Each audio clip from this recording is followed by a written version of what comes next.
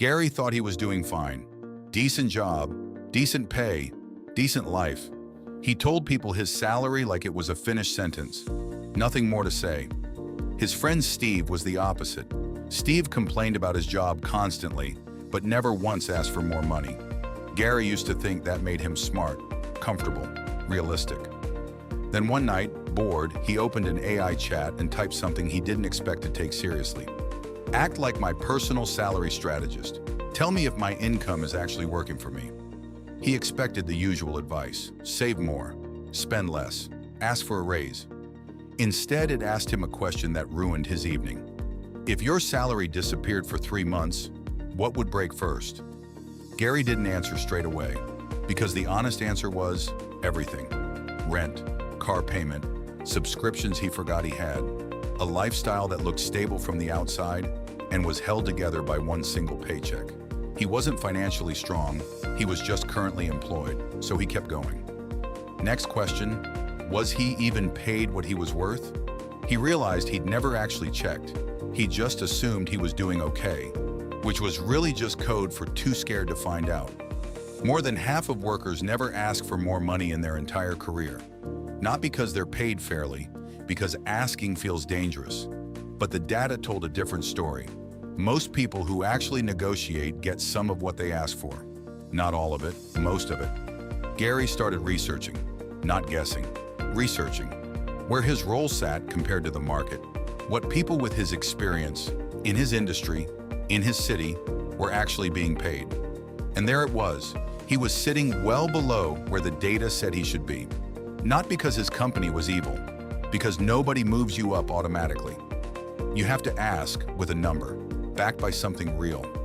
Companies don't pay you what you're worth. They pay you what they need to pay to keep you.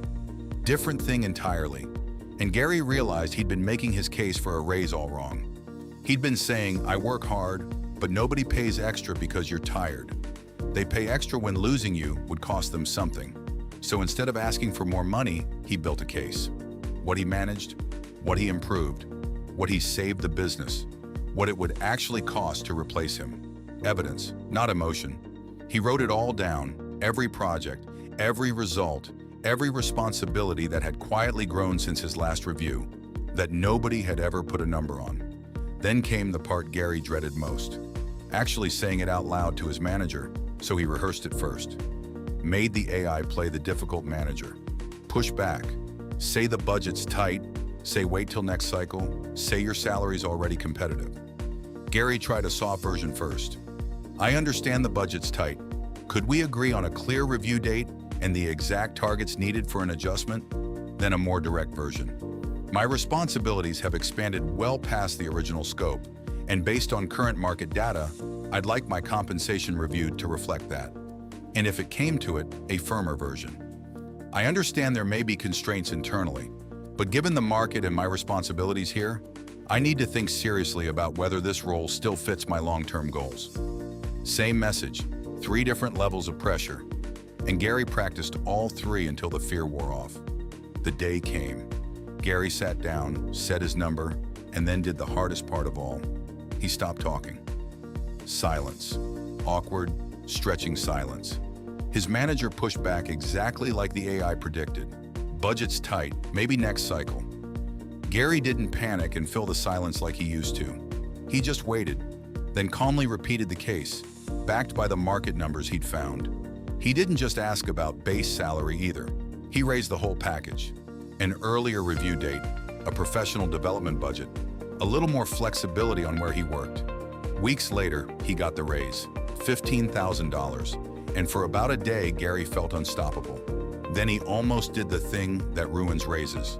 Nicer apartment, nicer car, nicer everything. He caught himself just in time, remembering the warning. A raise doesn't disappear because someone steals it. It disappears because you never gave it a job. So before it touched his lifestyle, he split it. Some to savings, some to debt, some to actually investing, and yes, some just for fun, so he wouldn't rebel against his own plan 3 months later. He thought about Steve, who still hadn't asked for anything. Same job, same pay, 2 years running. Gary didn't feel superior about it. He just understood something Steve didn't yet. A raise you never ask for is a raise you'll never get. And the gap between the two of them wasn't talent. It was one conversation.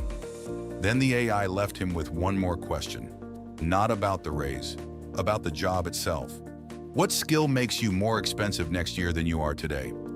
Gary didn't have an answer for that one yet, because a good salary in a role going nowhere isn't security. It's just a slow trap with better wallpaper. So this time, instead of waiting for the next review to fix it, he used part of that development budget he'd negotiated and started building the one skill that would matter most a year from now. Small moves, repeated often. That's what actually compounds. Not the one big raise, but the habit behind it. Because over a full career, the gap between the people who ask and the people who stay quiet isn't small. It's hundreds of thousands of dollars, sometimes more once you count what that money would have grown into. But for the first time, Gary wasn't guessing anymore. He knew exactly where his money leaked, exactly what he was worth, and exactly what to fix next. Not because the AI made him rich, because it made him ask better questions, and this time he actually answered them. And somewhere, Steve was still telling people his salary like it was a finished sentence. Gary just stopped believing that story was ever true for him.